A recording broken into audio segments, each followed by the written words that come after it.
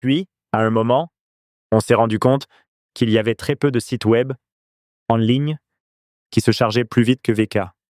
Ah, sympa. Et je me souviens qu'en 2009, je suis allé à la Silicon Valley et j'ai rencontré Mark Zuckerberg. C'était la première fois que je le rencontrais avec certains des autres membres principaux de l'équipe initiale de Facebook. Rappelle-toi que Facebook n'avait alors que 4 ou 5 ans. Et tout le monde me demandait comment ça se fait que même dans la Silicon Valley, VK arrive quand même à se charger plus vite que Facebook. Tout semble apparaître instantanément sur ton site. C'est quoi le secret? C'était une des choses qui les a rendus vraiment tous très curieux. Et ça a toujours été important pour toi d'avoir une latence très faible pour que ça se charge rapidement. Parce que c'est une des choses pour lesquelles Telegram est vraiment connu. Même avec des connexions pourries et tout le reste, ça fonctionne super vite. Tout est rapide. C'est vraiment l'une des idées technologiques fondamentales. On privilégie la rapidité. En fait, on pense vraiment que les gens peuvent remarquer la différence, même si ce n'est que 50 millisecondes. La différence est subconsciente. Ça nous permet aussi, non seulement d'être plus rapide et réactif, mais aussi d'être plus efficace en termes d'infrastructure et de coûts.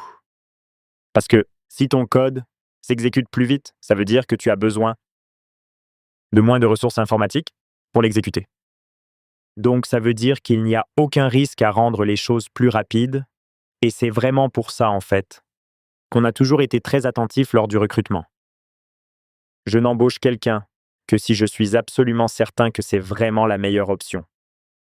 Parce que si tu engages quelqu'un qui est peut-être un peu distrait ou inexpérimenté, tu peux te retrouver avec des inefficacités dans ton code de base, ce qui peut entraîner des pertes de dizaines de millions de dollars.